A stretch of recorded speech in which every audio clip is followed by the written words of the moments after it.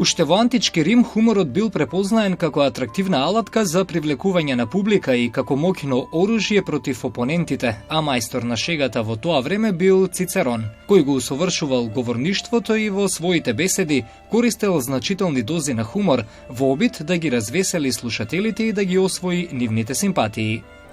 Хуморот и сатирата се литературни средства, жанр од литературата, кои со своето делување можат да отрезнат одреден број на луѓе.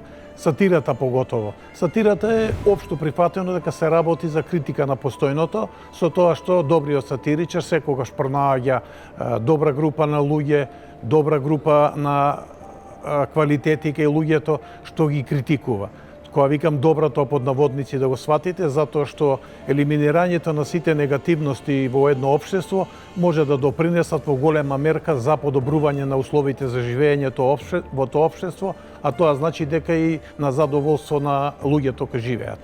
Смислата за хумор е моќна карактерна особина на голем број личности кои оставиле печат на времето во кое живееле.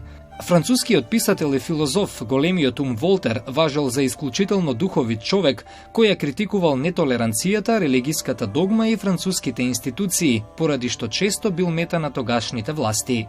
Поради еден сатиричен стих, известно време од својот живот, овој просветлител го поминал во затворот Бастилја. Но поради смислата за хумор, секогаш бил омилено друштво не само на француската елита, туку и секаде во Европа каде што живеел. Еден од авторите на Декларацијата за независност на САД, Бенџамин Франклин, американски државник и дипломат, благодарение на својата духовитост, станал омилен не само меѓу своите сограѓани, туку и преку океанот. Неговите афоризми, шеги и досетки се пренесувале од уста на уста, како низ аристократските салони и градските ресторани, така и низ работничките пивници во Париз и Лондон. Една од неговите мудрости е онаа дека треба да се држиме сложно заедно, ако не сакаме да висиме сите одделно. Уште еден генијалец на своето време, британскиот премиер во средината на минатиот век, Винстон Черчил, имал брилијантен ум со кој на шеговит начин им пристапувал и на најсериозните предизвици. Па зрелоста во сатирата зависи од квалитетот на сатиричарот.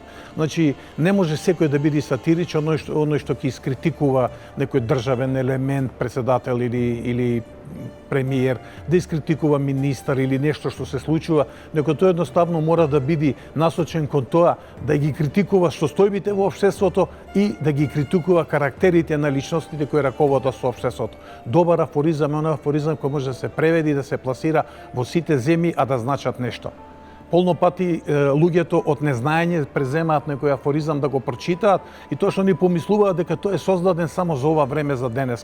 Добар сатиричен афоризам екзистира во сите времиња и на сите простори. Хуморот е главна одлика на народните преданија на многу народи. Присутен е во речиси сите видови народни приказни, басни, бајки и анегдоти. Од морално-социјална гледна точка, хуморот имал две функции: да ги истакне недостатоците на повластениот општествен слој и да ги одбележи општите недостатоци на човекот. Во првиот случај, кога хуморот се однесува на судирот меѓу послабите и посилните, хуморот е најчесто помешан со сатира. Во вториот случај, хуморот е насочен кон одделни карактерни особини на луѓето.